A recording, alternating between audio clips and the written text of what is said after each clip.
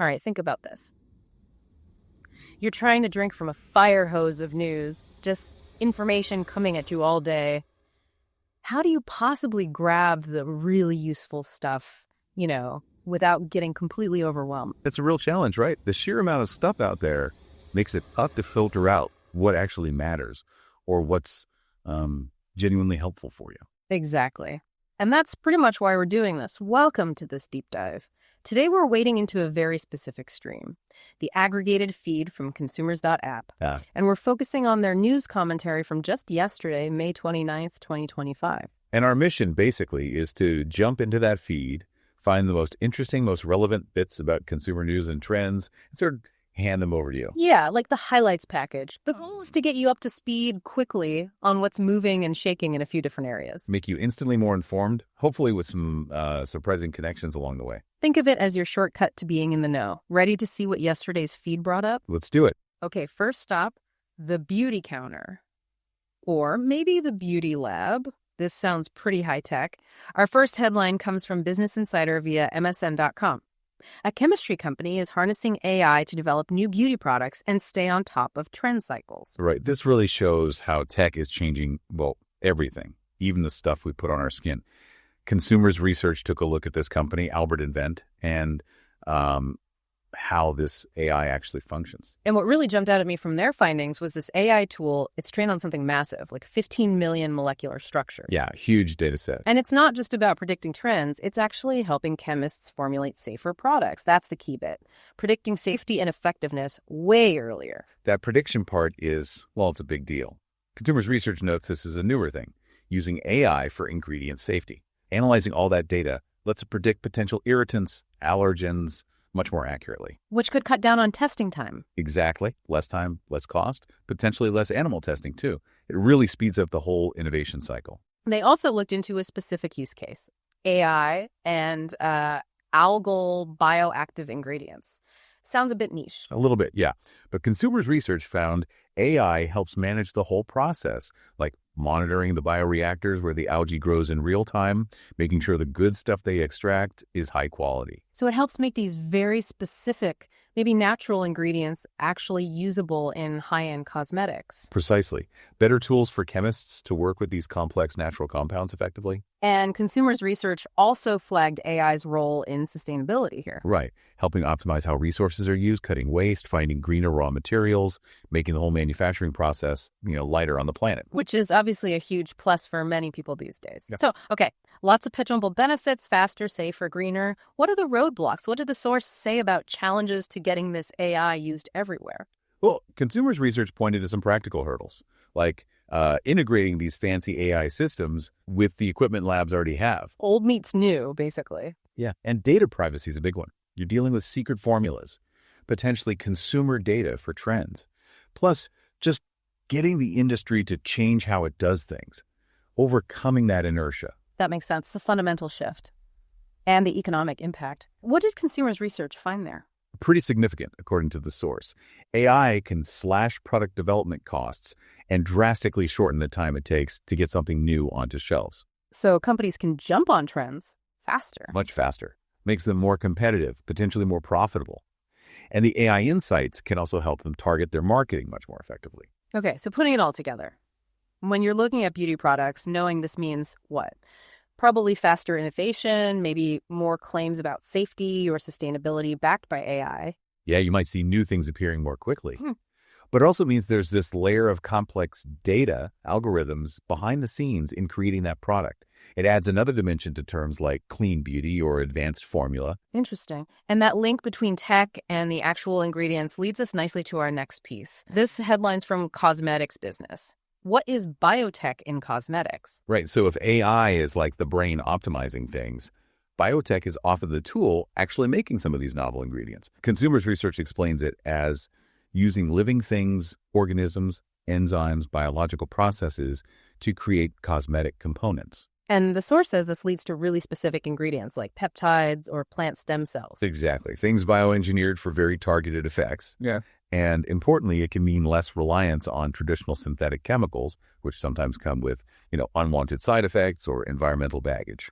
So fewer synthetic chemicals, does that automatically mean fewer allergies? That seems like a key question. A very important one. And consumers research looked into that. The source is pretty clear. While biotech methods like fermentation can create really pure ingredients, maybe avoiding some common contaminants found in synthetic processes. But any ingredient, biotech or not, can potentially trigger an allergy in someone who's sensitive. So biotech might reduce certain risks, maybe by getting rid of impurities or avoiding animal-derived stuff, but you absolutely still need rigorous safety testing and clear labels. Gotcha. So it's not a magic bullet for allergies. Did consumers research mention any specific biotech innovations? They did. Things like those bioengineered peptides, plant stem cells for anti-aging or repair, but designed to be less irritating. Also, using microbes like fermentation to make ingredients like hyaluronic acid or ceramides. Instead of from animal sources or using harsh chemicals. Right, which improves purity and is often more sustainable too. So while biotech might sidestep old allergens, like maybe parabens or synthetic perfumes, the source suggests new ones could pop up from these bioengineered ingredients themselves. It's possible, yeah.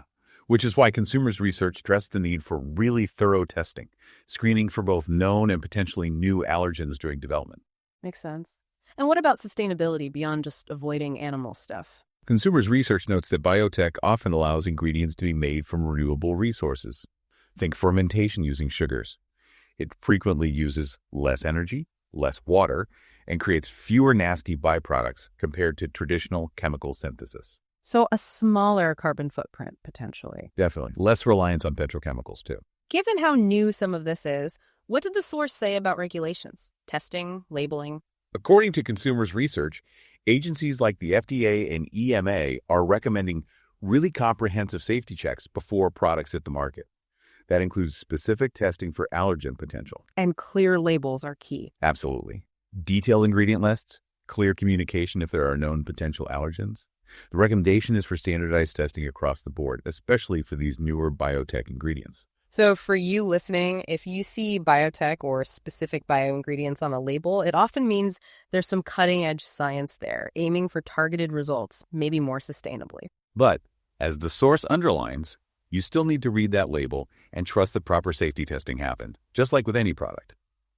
It's an interesting shift in where ingredients come from. Totally. Okay, let's pivot completely from skin deep to wallet deep. Managing money. Next headline from CBS News on MSN.com asks a very timely question. Is a short or long-term CD better this June? Here's what experts think. Yeah, this is super practical for anyone thinking about savings right now, especially since interest rates have been, bouncing around a bit. Consumers research looked into the pros and cons of short-term versus long-term certificates of deposit, CDs, based on expert opinions. And the main differences the source points out are pretty basic, right? Rates and access to your money. Exactly. Short-term CDs usually get a slightly lower interest rate, but your money isn't locked up for as long. Yeah. More liquidity. Long-term CDs generally offer higher rates, but you're committing that cash for longer, sometimes several years. And consumers research mentions that locking in a higher rate with a long-term one can be good if you think rates might drop or just stay flat for a while. Right. You secure that rate before it potentially goes down. And a really important safety aspect for CDs in the U.S. is FDIC insurance. Crucial point. Consumers research reminds us that the FDIC insures your deposits up to $250,000 per depositor, per bank, per ownership type. Basically protection if the bank goes bust. Okay, but what if you have, say, way more than $250 you want to put safely into CDs? Good question. That's where something called CDRs comes in, the Certificate of Deposit Account Registry Service. Consumers research highlighted this. How does that work? It lets you invest amounts over the FDIC limit through one bank. That bank then spreads your money across multiple other banks in their network. So you deal with your main bank, but behind the scenes, your funds are distributed to stay fully FDIC insured across the whole amount. Huh. That's clever. A way to keep large amounts fully protected.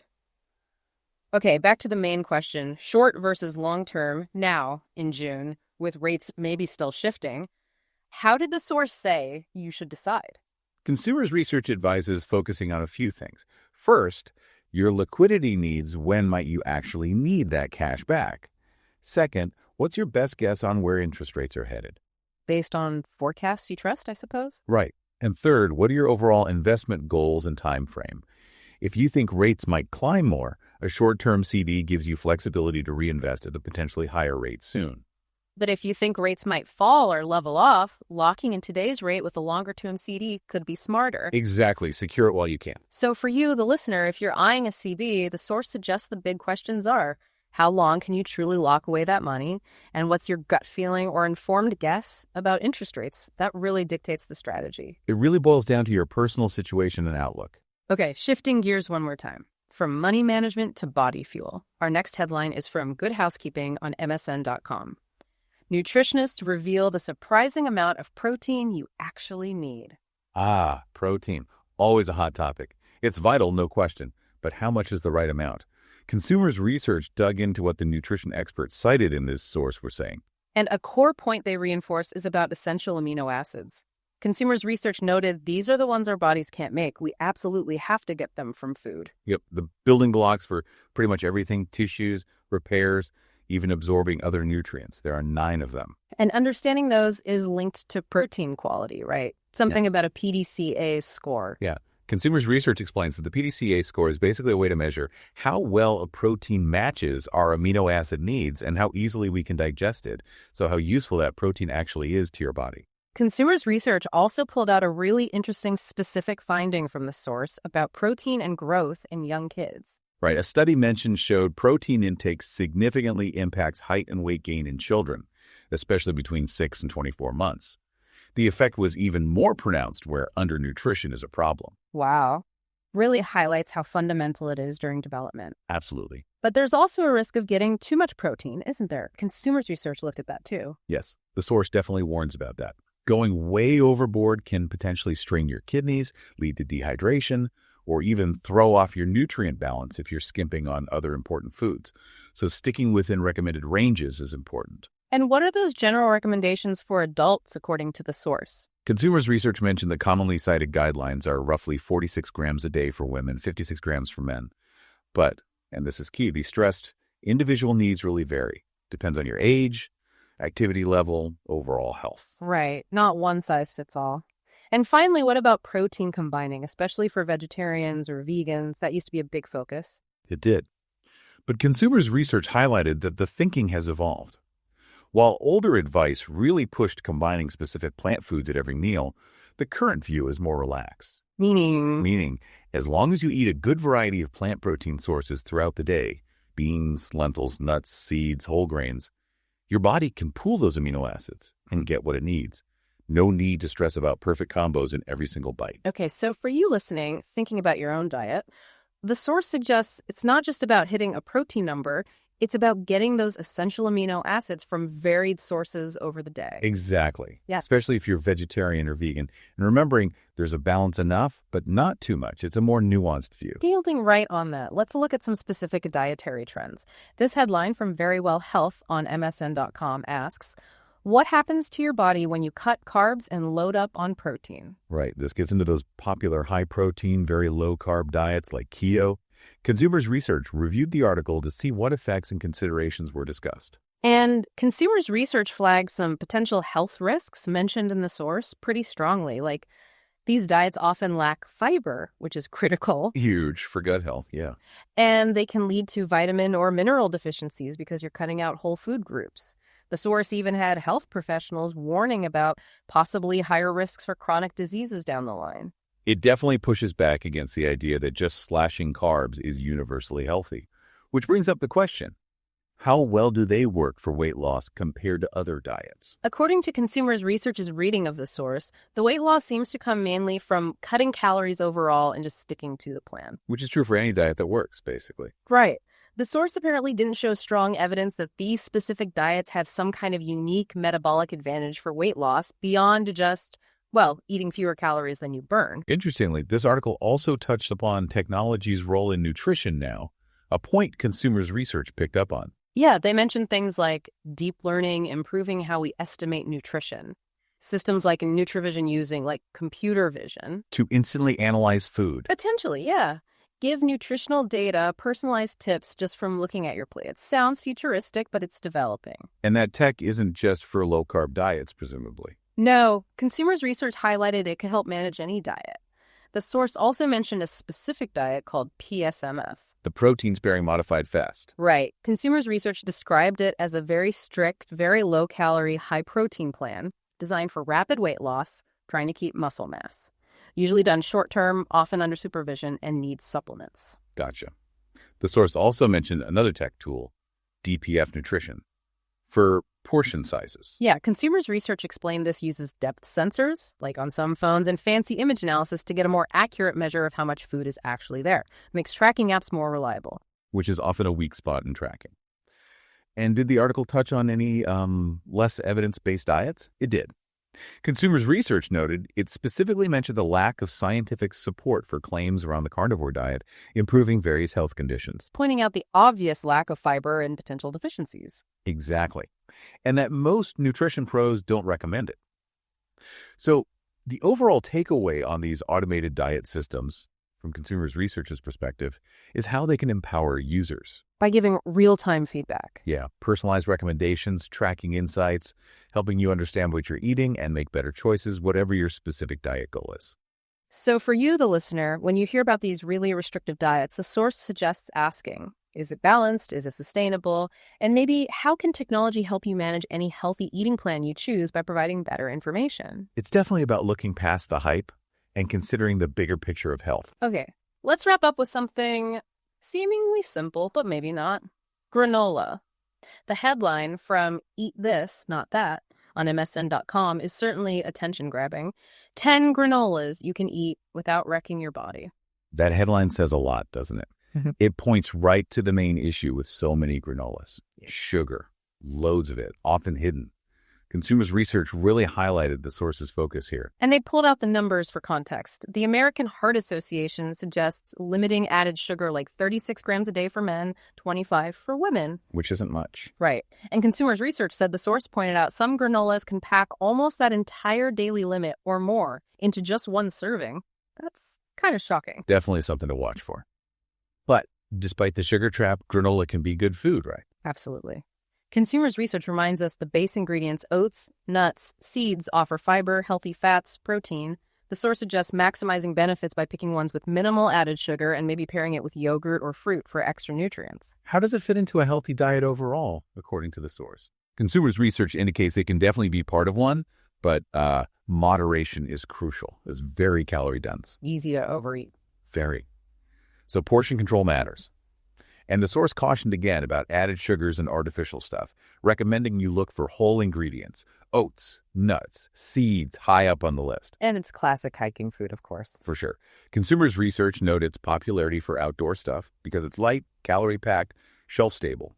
Easy energy, no prep needed. Lastly, how has commercial production changed granola, and what's the implication for shoppers? Consumers Research pointed out the huge variety now, endless flavors, bars, cereals, but the source notes this often means adding things like chocolate chips, loads of dried fruit. Which bumps up the sugar and calories again. Exactly. So more choice, yes, but it makes reading that nutrition label even more critical. Okay, so for you, the listener, if granola is a regular buy, based on this dive, what are the absolute top 2 things to check on that label? Added sugar content, number 1. Check that in grams number. And number 2? Check the ingredient list. Make sure whole foods like oats and nuts are right at the top, not sugar or weird fillers. That seems key to making sure it's actually helping, not hurting, your health goals. Those are definitely the crucial checks. Yep. Wow, okay, we really bounced around today, pulling threads from that Consumers.App feed from yesterday, May 29th, from AI designing cosmetics. To biotech creating ingredients, figuring out CDs, nailing down protein needs. Sifting through diet trends, and even dissecting granola labels. The goal, as always, was just to pull out those key insights, those useful nuggets from the feed, giving you a quick but hopefully deep look at what's happening across the consumer landscape. We really hope this deep dive gave you some valuable takeaways and maybe sparked some new thoughts. Thanks so much for joining us. And remember to look for Consumers 360 for more dives into aggregated beauty insights. Yeah, please like and subscribe so you catch our next deep dive. So here's a final thought to chew on. As AI and biotech keep pushing the boundaries of product creation and our understanding of nutrition keep well refined, what kind of totally unexpected consumer trends or maybe even challenges might emerge next?